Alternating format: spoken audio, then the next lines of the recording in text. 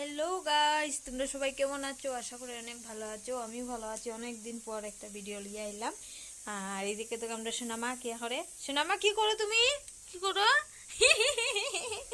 সোনামার কাম তো কই তো আমি কেন ডাকনটা খুলে রাখবো, মানে এটা লাগাই তো তাই খুলে বারবার খুলে আমি তো খুলে কাজ জানি না।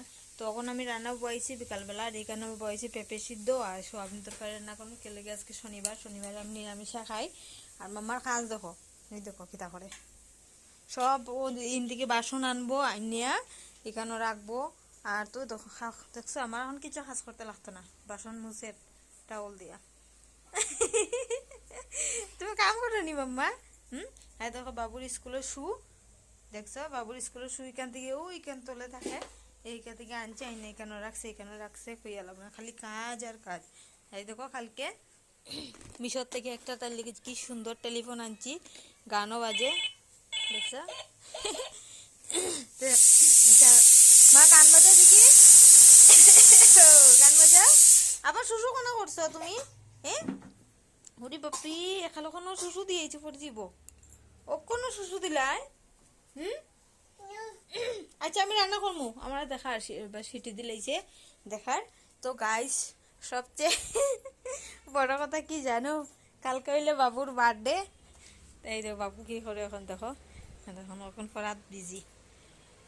কালকে হইলে বাবুর বার্থডে, কালকে পুরা বাবুর 13 বছর পূর্ণ হয়ে যাব, 13 ফুরিয়া 14 পড়ব কালকে। তো কালকে বাবুর বার্থডে পার্টি করবো, আর তোমরা সবাই দেখো কেক কাটিং হইব।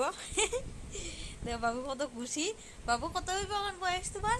হ্যাঁ 13 হইব। 13 গেছে গিয়ে তোমার, এখন 14 হয়ে যাব।